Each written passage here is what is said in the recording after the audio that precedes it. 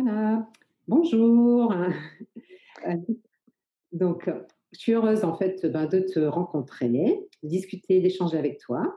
Tu as aussi, un parcours, où tu es bien installée, on va dire, dans ta mission de vie. Tu as peut-être un petit peu tâtonné, fait différentes choses. Donc je voudrais que tu nous expliques ton parcours et après, que tu nous partages aussi trois pépites qui peuvent aider les personnes, voilà, être bien dans leur job, soit peut-être salarié ou soit franchir le pas, soit de l'entrepreneuriat. Donc, par ton expérience, qu'est-ce que tu pourrais conseiller? Voilà, donc je te laisse te présenter.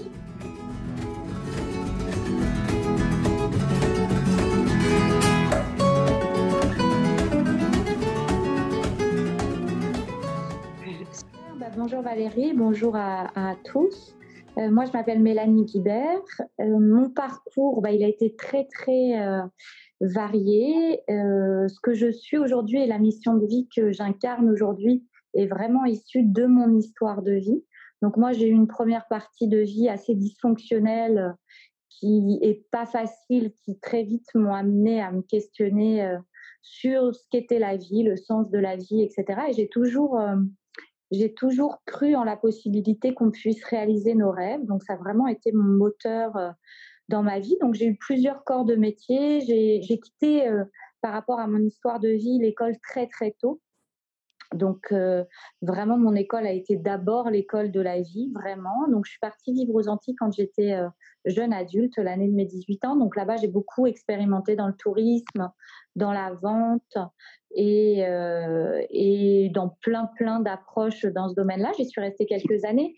J'ai commencé ma première vie d'entrepreneuriat parce que assez vite, je me suis mise à avoir mon propre business de lingerie féminine. Donc, c'était une grande école du management et de la direction commerciale. Donc, ça a été une première expérience. J'ai une grande valeur liberté. Donc, j'ai très peu su travailler en tant que salariée pour des personnes. Donc, à la fois, c'est un challenge parce qu'on peut se dire que ça peut créer une insécurité dans le sens où on n'est pas salarié. Donc, ça comprend de travailler pour gagner sa vie. Et en même temps, c'est une merveilleuse liberté parce que du coup, ça nous connecte à nos ressources et à nos rêves intérieurs et ça peut nous offrir le chemin pour oser réaliser des choses qui nous tiennent à cœur. Donc moi, j'ai eu la chance que ça fasse partie de ma vie et de moi assez tôt. Du coup, après ces premières années de vie-là, je suis rentrée autour de mes 25 ans sur Paris. J'avais toujours rêvé d'être artiste. Moi, je crois beaucoup aux synchronicités, aux rencontres. J'en parle aussi parce que je crois que quand on décide de se lancer dans un projet et que vraiment on y va avec notre cœur et avec notre être, nous ne sommes pas tout seuls. Et la vie nous aide. Et la vie va nous aider de plein de façons en mettant des rencontres sur notre chemin, en mettant ce que j'appelle des synchronicités, ce que je nomme des synchronicités. Et du coup, ça demande aussi de rester bien et entendre ça parce qu'effectivement, parfois, justement, c'est intéressant que ça bloque là-dessus parce que parfois, notre mental nous empêche de les voir ou nous dit mais non, c'est un hasard ou mais non, je me sens pas capable, donc je saisis pas cette opportunité. Or, si vraiment on est attentive à ça, on va avoir plein de choses sur notre chemin qui vont nous aider. Donc moi, j'avais cette intention d'être artiste depuis très jeune et des rencontres m'ont permis de l'être. Donc j'ai eu un parcours artistique, mais en même temps, être artiste et surtout en France, c'est pas forcément simple au niveau de l'ego, du système, de comment ça fonctionne. Donc moi, j'avais besoin de créer autre chose à côté. Je faisais du développement personnel depuis très jeune par rapport à mon histoire de vie. C'était une période où j'accompagnais beaucoup autour de moi, mes amis, euh, et des personnes qui étaient dans mon entourage et où j'avais des super retours. Et du coup, à un moment donné, autour de mes 30 ans à peu près, je me suis dit qu'il existait peut-être un métier. Très vite, je suis tombée sur le coaching. À l'époque, c'était assez le début du coaching. Et je faisais partie vraiment des très jeunes coachs, parce que c'était plutôt des personnes en reconversion autour des 40, 50, 55 ans. Moi, j'avais 30 ans à l'époque. Tout s'est aligné. Là encore, il y a eu ce que moi j'appelle des interventions divines. J'ai été aidée vraiment par les rencontres, par la vie, etc. Donc très vite, j'ai commencé à me former. Et là, ça s'est enchaîné et ça fait maintenant 13 ans que j'accompagne la transformation humaine.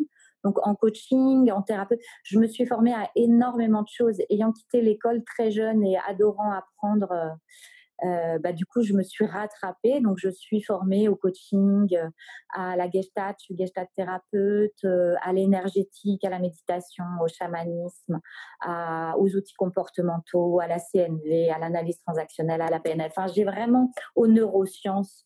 J'ai vraiment eu une approche très, très, très holistique. Et de là, j'ai développé une colonne vertébrale sur des parcours d'accompagnement, que ce soit en individuel dans la vie ou en entreprise, parce que j'accompagne beaucoup le management du sens et vraiment la transformation humaine en entreprise, du dirigeant au manager jusqu'au collaborateur, pour qu'on soit tous créateurs de notre quotidien et de notre vie. Et du coup, ça fait 13 ans à peu près que je fais ça. À côté de ça, je suis auteure. J'ai sorti un livre l'année dernière qui est complètement en lien avec ça et avec le développement personnel. Et je continue mon activité de comédienne et de scénariste en parallèle. Tu arrives à bien tout cumuler et avoir une vie d'entrepreneur épanouie, en sachant que voilà, tu n'as pas la tête que dedans, en fait. Oui, et puis moi, je continue de suivre mes rêves. Donc là, également, je démarre en tant que conférencière parce que c'est vraiment une étape auquel j'ai envie de faire beaucoup de place dans ma vie. Donc je crois qu'on est dans une époque où on a plusieurs vies dans une vie et que forcément, quand on entreprend quelque chose, moi, j'aime la diversité et j'ai cette valeur liberté. Donc effectivement, je pense qu'on peut trouver un équilibre et avoir du temps pour chaque activité. Alors moi, elles vont quand même toutes ensemble, c'est-à-dire qu'elles pourraient paraître différentes, mais finalement, on le retrouve. Le métier d'artiste, c'est une sublime école aussi de développement personnel. Ce qu'on apprend au théâtre ou en acting, finalement, on peut complètement le dupliquer au développement personnel. Donc, elles vont ensemble malgré tout. Là, je démarre en tant que conférencière. J'ai très envie de créer une conférence spectacle pour y amener aussi de la créativité. Donc, tous ont un pont commun. Finalement, on peut tous les réunir. C'est ça. Tout tourne autour de l'expression, en fait. Exactement. Dans sa globalité. De l'expression et puis de l'évolution de soi. Moi, je crois qu'on a vraiment énormément de ressources en nous, qu'on est bien plus que ce qu'on croit, et que si on ose aller à ces endroits-là et se rencontrer, alors on peut se découvrir en plein de choses. Ouais, c'est super. C'est là qu'on voit qu'effectivement, l'être humain, on a la chance d'être riche avec des forces insoupçonnées, en fait. Tu vois. Exactement. Et c'est vrai que quand on est dans un rythme, dans une zone de confort, on va dire, on ne va pas explorer justement nos capacités cachées. Et donc, on a l'impression qu'on est limité. Mais c'est vrai que dès qu'on sort de cette zone de confort, eh bien, on s'aperçoit qu'on a tout le temps les ressources à aller chercher pour avancer, progresser, faire face aux situations, aux difficultés, aux belles choses. Et en fait, et que ça ne s'arrête jamais. Et c'est ça. Exactement. Tout à fait. Bon. Donc, tu aurais des choses à nous partager, des 3 petites pépites justement pour aider les personnes dans leur musique. Alors déjà, la première pépite, je crois, quand on a envie de ou se lancer dans un nouveau projet ou d'entreprendre, puisque là c'est le sujet de ton super livre, donc de devenir vraiment entrepreneur dans quelque chose, c'est déjà d'accepter de s'accueillir pleinement dans qui on est. Nous, les humains, nous sommes beaucoup dans le jugement de l'autre, mais aussi dans le jugement de soi. Et quand on entreprend, on va, comme on disait à l'instant, révéler nos ressources, mais on va aussi rencontrer nos points de fragilité, nos peurs, nos limites, en tout cas nos croyances limitantes, parce qu'elles ne sont là que pour être transcendées, nos émotions. Et du coup, c'est important, je crois, dans un premier temps, d'apprendre à s'accueillir. Et vraiment à s'accueillir en honorant tout. En approche narrative, on parle d'honorer les résistances. Et moi, j'adore cette notion-là. C'est que si on apprend à tout honorer et si on honore autant nos résistances, qu'on pourrait appeler aussi nos ombres ou nos peurs, eh bien, du coup, on va leur permettre de s'adoucir et de jouer leur rôle qui est tout autant positif que nos forces, nos lumières ou nos ressources. Donc déjà, c'est d'apprendre à s'accueillir et d'être en amour avec soi, parce que plus je vais être en amour avec moi et plus naturellement, je vais mettre mon énergie pour quelque chose. Ouais. Du coup, ça va être plus facile. Ouais. Donc ça, ce serait la première pépite auquel je crois et qui est vraiment une attention de chaque instant parce que nous nous rendons pas forcément compte de ce qu'on s'envoie comme pensée ou comme parole silencieuse à l'intérieur de nous.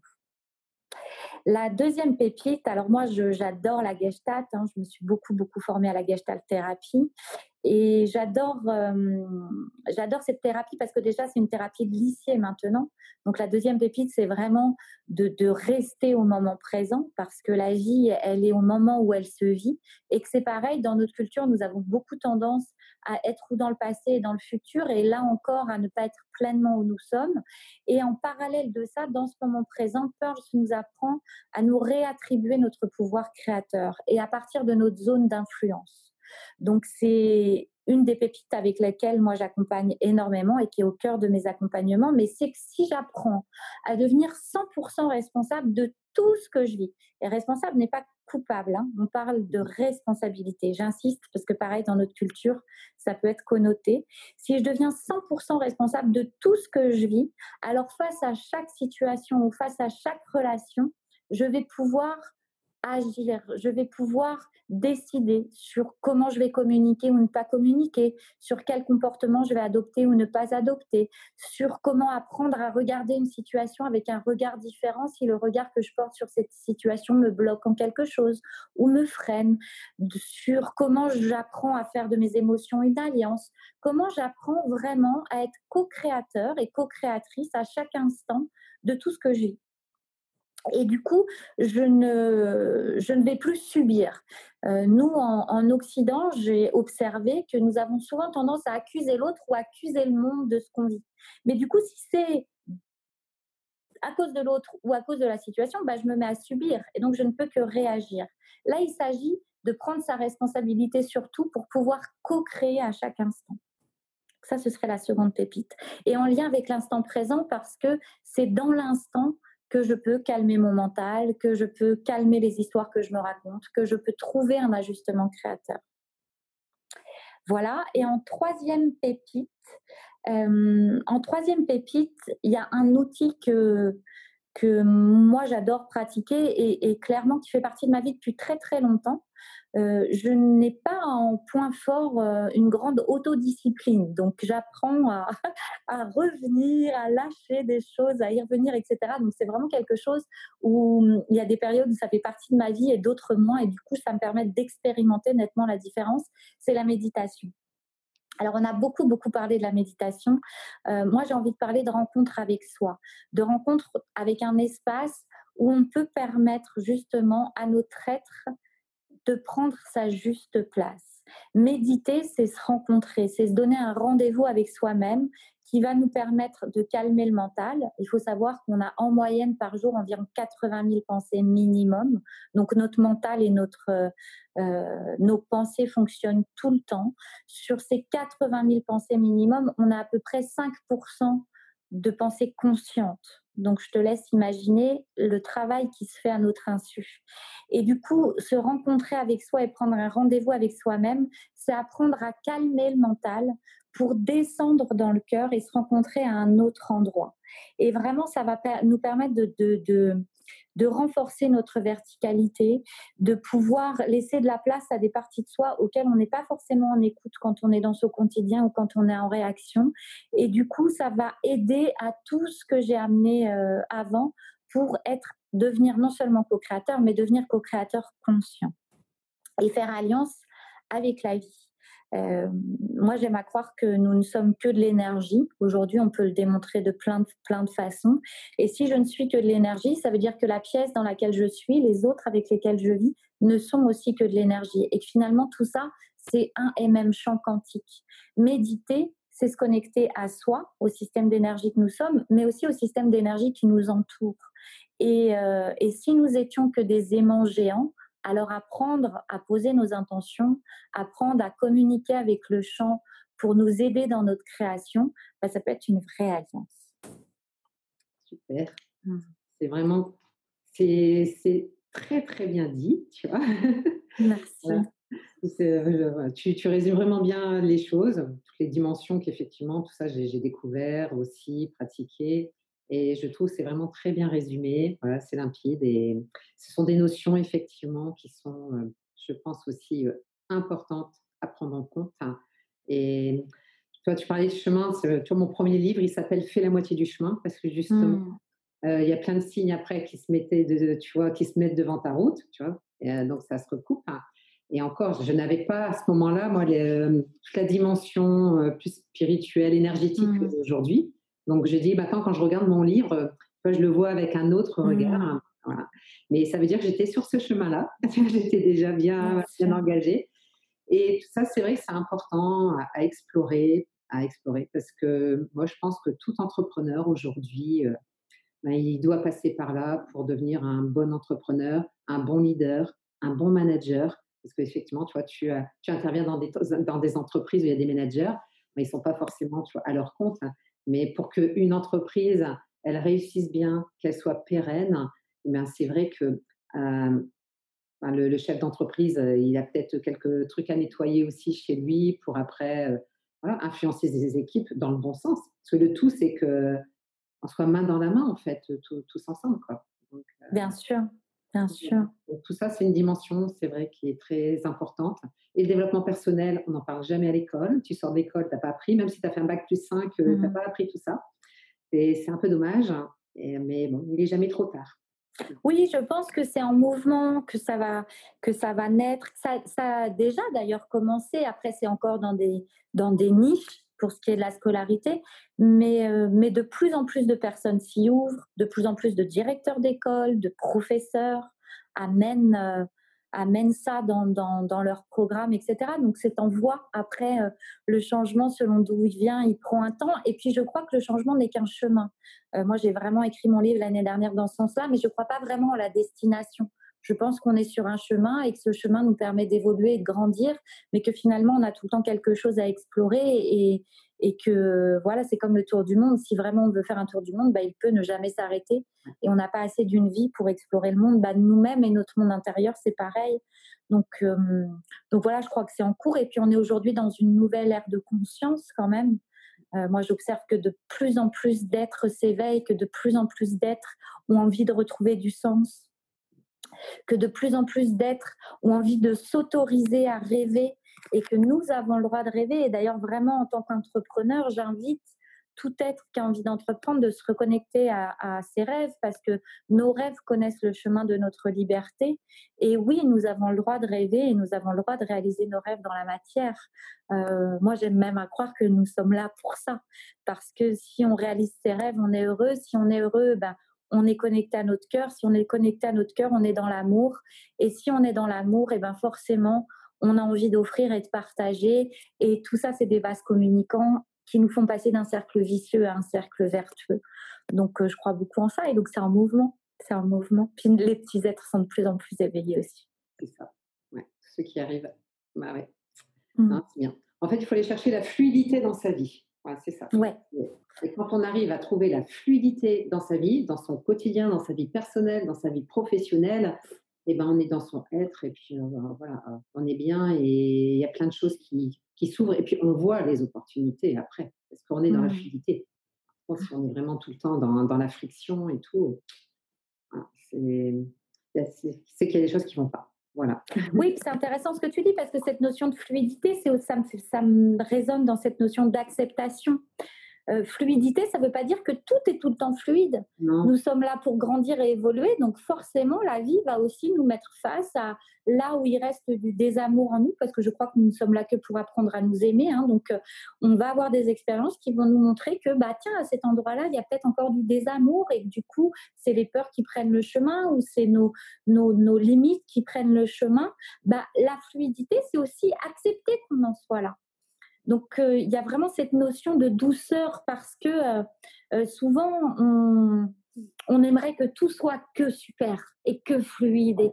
Mais finalement, nos résistances et ce qui bloque, c'est aussi un merveilleux apprentissage. Et si tout était aussi beau, s'il n'y en avait plus un qui est moche et un qui est beau, mais que tout est beau et c'est que si on accueille ça, alors ça va nous servir. Bah, du coup, on trouve aussi cette fluidité dans parfois des situations qui peuvent nous paraître non fluides. Et je trouve intéressant ça parce que surtout quand on entreprend, hein, c'est un chemin et puis on passe par plein de choses et c'est la vie et même en dehors de l'entrepreneuriat. Et je pense que c'est important de préciser ça parce que être dans la fluidité, c'est aussi accueillir que parfois ça ne le soit pas et que peut-être il y a un cadeau caché derrière ça. voilà. on n'a plus le même regard en fait sur les problèmes, sur les contraintes. Tu vois? Ce sont plus ce sont des petits obstacles de la vie, mais de toute façon, il y en a tout le temps et toute la vie, il y en aura tout le temps. Voilà. Mais c'est aussi accepter qu'il y ait des problématiques, voilà, et ne pas prendre à chaque fois un problème comme un oh, encore un problème à gérer, comment je vais faire pour le surmonter, quoi. Voilà. Et Ouais, c'est la fluidité à gérer en fait tous les aléas de la vie, quoi.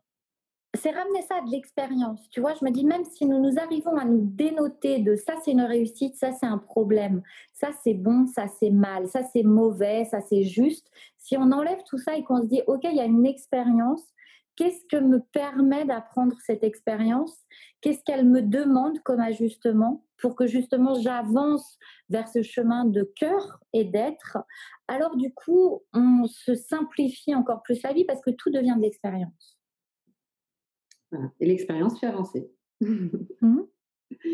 Et parfois, elle nous demande de rester à cet endroit-là. Et c'est aussi génial. Tu vois, tout est OK, quoi. Ok. Bon.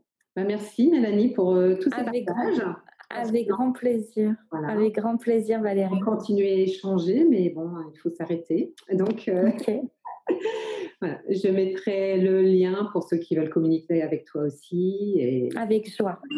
Ok, Avec grand plaisir. Et puis, plein, plein de succès à ton nouvel ouvrage. merci. Merci Mélanie. À bientôt. À bientôt. Au revoir. Au revoir.